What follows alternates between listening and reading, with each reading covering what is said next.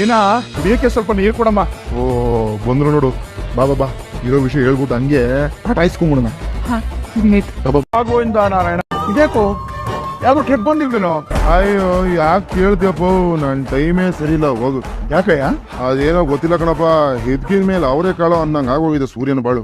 ನೀ ಸೀದಾ ಮನುಷ್ಯ ಅಲ್ಲ ಅನ್ನೋದು ನಂಗೆ ಗೊತ್ತು, ಆದ್ರೂ ಈ ಉಲ್ಟಾ ಪಲ್ಟಾ ಇಲ್ಲ. ಅದೇನು ವಿಷಯ ನೇರವಾಗಿ ಹೇಳಿ. ಏನ್ ಹೇಳದಪ್ಪ, ಅಗರಬತ್ತಿ ಹಚ್ಚಿದ್ರೆ ಅಟ್ಲೀಸ್ಟ್ 1 hour ಆದ್ರೂ ಉರಿಯ. ನಮ್ ಬಾಳ್ದಾಗೆ ಒಳ್ಳೆ ದಿನ ಅಂತ ಹೇಳಿದ್ರೆ ಬಂದ್ಬಿಟ್ರೆ ಒಂದೇ ಕ್ಷಣ ಹೊಂಟೋಗ್ಬಿಡ್ತದೆ.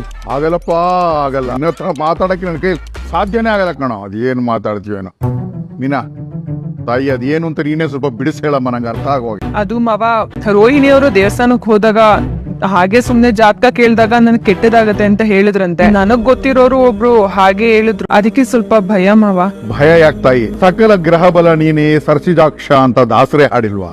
ಭಗವಂತನ ನಂಬ್ಕೋಬೇಕಷ್ಟೇ. ಅದೇ ಮ್ಯಾಟ್. ಏನು ಅದು? ಇವತ್ತು ದೇವಸ್ಥಾನಕ್ ಹೋಗಿದೆ ಮಾವ, ಅಲ್ಲಿ ಜ್ಯೋತಿಷ್ಯರ ಜೊತೆ ದೇವಿನ ಕೂರ್ಸಿ ಆರಾಧನೆ ಮಾಡು, ಒಳ್ಳೇದಾಗತ್ತೆ ಅಂತ ಹೇಳಿ. ಸರಿ ಮಾಡಮ್ಮ, ಅದರಲ್ಲಿ ಮೀನಾ ಮಹಿಷ ನೋಡೋದೇನಿದೆ? ಓ ನೀನೇನೋ ಮಾಡು ಅಂದ್ಬಿಡ್ತೀಯ. ಆದ್ರೆ ಹಾಲಲ್ಲಿ ಮಂಚ ಬಂತು, ಹೂ ಬಂತು, ಇವಾಗ ಗೊಂಬೆಗಳು ಬೇರೆನಾ ಅಂತ ಶಾಂತಮ್ಮನವರು ತಗದೆ ಇಟ್ಬಿಟ್ರೆ. ಓ, ನಮ್ಮಲ್ಲಿ ಅದೊಂದು ರಾಮಾಯಣ ಬೇರೆ ಇದೆ ಅಲ್ವಾ?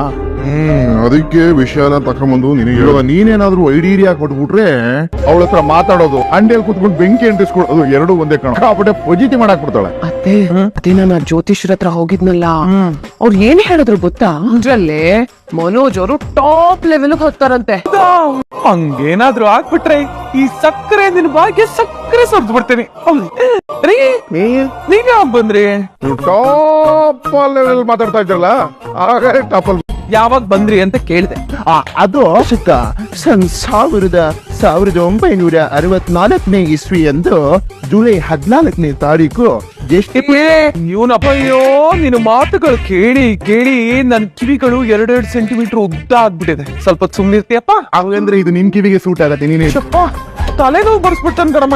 ಒಂದ್ ಲೋಟ ಕಾಫಿ ಮಾಡ್ಕೊಂಡ್ ಬರ್ರಿ. ಹೋಗೋ ವಿಷಯ, ಕಾಫಿ ಮಾಡ್ಕೊಂಬೋದು. ನಿಮ್ಮ ಮತ್ತೆ ಕೊಟ್ಬಿಡು. ಕುಡಿದ ತಕ್ಷಣ ಹೊರ ಕೊಟ್ಬಿಡ್ಬೇಕು ಶಾಂತಮ್ನವ್ರು ಅಂತ ಕಾಫಿ ಮಾಡ್ಕೊಂಬ. ಹೋಗು. ಏನು ಸ್ವರ ವಧು ಅಂತ ಏನೇನೋ ಹೇಳ್ತಿದ್ದೀರಾ? ಯಾಕೆ ನನ್ನಿಂದ ಏನಾದ್ರು ಕೆಲ್ಸ ಆಗ್ಬೇಕಿತ್ತ ನಿಮ್ಗೆ? ಶಾಂತಿ, ಅದೇನು ಅಂದ್ರೆ ಏನು ಬೇಕಾಗಿಲ್ಲ, ಹಂಗೆ ಹೇಳಿ, ಪರವಾಗಿಲ್ಲ. ನೀನ್ ಕೂರಲ್ಲ, ಹಾಗ ಪರವಾಗಿಲ್ಲ ಬಿಡು. ನಾನೇ ಬಂದು ನಿನ್ ಪಕ್ಕ ನಿಂತ್ಕೋತೀನಿ ಅಷ್ಟೇ. ಇವಾಗ ನಮ್ ಕೆಲ್ಸ ತಾನೆ. ಅದು ನಮ್ ಮೀನಾ ಇದ್ದಾಳಲ್ಲ, ಮೀನಾ ಇಲ್ಲೇ ಇದ್ದಾಳಲ್ಲ, ಅದು ಅವಳು ಒಂದು ವ್ರತ ಮಾಡ್ಬೇಕು ಅಂತ ಅನ್ಕೊಂಡಿದ್ದಾಳೆ ಕಣೆ ಮನೆಯಲ್ಲಿ. ಇದು ವಿಷಯ. ಇದಕ್ಕೇನ ಇಷ್ಟೊಂದು ಪೀಟ್ಗೆ? ಏನು ವ್ರತ ಅದು? ನಾನ್ ಬಾ ಅಂತ ಕರೆದಾಗ ಬರ್ಲಿಲ್ಲ. ಈಗ ನೀನೇ ಬಂದು ಕೂತ್ಕೊ, ನಾನೇ ಮುಂದಲ್ಲಿ ಕೂತ್ಕೋತೀನಿ ಬಿಡು. ನಾನ್ ಕೆಲ್ಸ ತಾನೆ. ಜರ್ಗು ಜರ್ಗು ಜರ್ಗು ಜರ್ಗು ಚೆನ್ನಾಗಿದೆ ಕಣೆ. ಮೀನಾ, ಅದೇನು ಅಂತ ಹೇಳಮ್ಮ. ಗೊಂಬೆಗಳ ಜೊತೆ ದೇವಿನ ಕೂರ್ಸಿ ಪೂಜೆ ಮಾಡ್ಬೇಕತ್ತೆ, ಅದು 3 ದಿನ. ಅಯ್ಯೋ, ಈ ಮನೇಲಿ ನಮ್ಗೆ ಓಡಾಡಕ್ ಜಾಗ ಇಲ್ದಂಗ್ ಮಾಡಿದಿರ ನೀವು ಗಂಡ ಹೆಂಡತಿ ಇಬ್ರು ಸೇರ್ಕೊಂಡು. ಕೂತಿರೋರು ನಿಂತ್ಕೊಂಡ್ರೆ ಅಯ್ಯಪ್ಪ ಏನ್ ಬಿತ್ತೋಗುತ್ತೋ ಅನ್ನೋ ದುಸ್ಥಿತಿಗೆ ತಂದಿದ್ದೀರ. ಈಗ ಈ ವ್ರತ ಎಲ್ಲ ಬೇರೆ ಬೇಕಾ? ಅಯ್ಯೋ ದೇವ್ರೆ, ಬೇಗ ಹೋಗಿ ಸಕ್ಕರೆ ಕಮ್ಮಿ ಹಾಕಿ, ಡಿಕಾಕ್ಷನ್ ಜಾಸ್ತಿ ಹಾಕಿ, ಗಟ್ಟಿ ಹಾಲ್ ಹಾಕಿ ಒಂದ್ ಕಾಫಿ ಮಾಡ್ಕೊಂಬ. ಕಾಫಿ ಮಾಡ್ಕೊಂಬ ಅಂತ ಹೇಳಿಲ್ವಾ? ಶಾಂತಿ, ಮನೇಲಿ ಅವಾಗವಾಗ ಹಬ್ಬ ಹರಿದಿನ ಪೂಜೆ ಪುನಸ್ಕಾರ ಹೋಮ ಹವನ ಮಾಡಿದ್ರೆ ಮನೆ ಏಳಿಗೆ ಬರುತ್ತೆ. ನೋಡು, 3 ಜೋಡಿಗಳಿದಾವೆ, ಅವ್ರಿಗೂ ಮಕ್ಕಳು ಮರಿ ಎಲ್ಲ ಆಗ್ಬೇಕಲ್ಲ. ಅಲ್ಲ ಮಾವ, ವ್ರತ ಮಾಡೋದ್ರಿಂದ ಮಕ್ಳಾಗತ್ತಾ? ತಾಯಿ ಈಗ ಹೇಳ್ಬಿಟ್ಟೆ. ದಶರಥ ಮಹಾರಾಜ ಪುತ್ರಕಾಮೇಷ್ಟಿ ಯಾಗ ಮಾಡಿದ್ದಕ್ಕೆ ಶ್ರೀರಾಮಚಂದ್ರ ಪ್ರಭು ಹುಟ್ಟು ಬಂದಿದ್ದು. ಇವತ್ತು ಎಷ್ಟೋ ತಾಯಂದ್ರು ಮಕ್ಕಳಾಗ್ಲಿ ಅಂತ ಅರಳಿಕಟ್ಟೆ, ನಾಗರಿಕಟ್ಟೆ ಎಲ್ಲ ಸುತ್ತಾಡ್ತಾರೆ. ಮುಖೇಶ್ವರ ಮನೆಗೆ ಹೋಗಿ ಬರ್ತಾರೆ, ಪೂಜೆ ಪುನಸ್ಕಾರ ಎಲ್ಲ ಮಾಡ್ತಾರೆ. ಯಾವ್ದೋ ದೇವ್ರ ಹರಕೆ ಹೊರ್ತಾರೆ ಅಲ್ವಾ? ಸುತ್ತಾಕ್ತಾರೆ, ಹರಕೆ ಹೊತ್ಕೊಳ್ಳೋ, ಹರಕೆ ಮಾಡ್ಬೇಕು. ಇವಳಿಗೆ ವ್ರತ ಮಾಡ್ಲೇಬೇಕು ಅನ್ನೋದಾದ್ರೆ ಒಂದ್ ಕೆಲ್ಸ, ಅವ್ರ ಅಮ್ಮನ ಮನೆಗೆ ಹೋಗಿ ಅಲ್ಲೇ ವ್ರತ ಮಾಡ್ಕೊಳ್ಳಿ. ಸೂಪರ್ ಐಡಿಯಾ, ಇದು ಒಳ್ಳೆ ದಿನ. ಹೋಗಮ್ಮ, ನಿಮ್ ತಾಯಿ ಮನೇಲೆ ಮಾಡು.